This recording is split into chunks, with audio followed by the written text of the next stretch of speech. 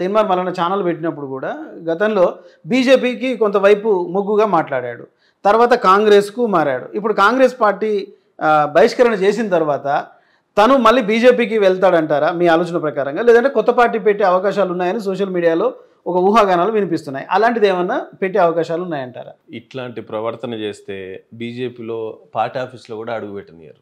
తీన్మార్ మల్లన్నకు బాగా తెలుసు బీజేపీలో ఎట్లుంటుందో సిస్టమ్. అంటే కార్యకర్తలు ఎట్లుంటారో ఒక్కోడు ఒక ఆర్మీ జవాన్ లెక్క ఉంటారు, అంత సిస్టమేటిక్గా ఉంటారు. ఇట్లాంటి చిల్లర కామెంట్లు అవి ఇవి చేస్తే బీజేపీలో ఒక్క రోజు కాదు కదా, ఒక క్షణం కూడా ఉండనియరు, బట్టలు ఇప్పి కొడతారు. సో అప్పటికి ఆల్రెడీ ఆయన చూసిండు ఇది మనకు కుదరదని, ఇంకా ఆయన బయటకు వచ్చి ఇక్కడ పప్పులు ఉడకవని.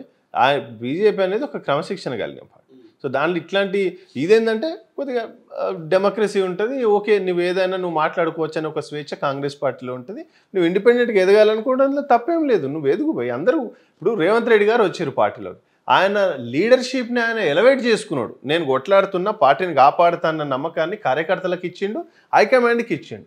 అట్లా ఆయన ప్రూవ్ చేసుకోగలిగిండు తప్ప రేవంత్ రెడ్డి గారు ఇంట్లో కూర్చొని నేనే ముఖ్యమంత్రిని అవుతా అని చెప్పి డిక్లరేషన్ ఇచ్చుకోలేదు కదా.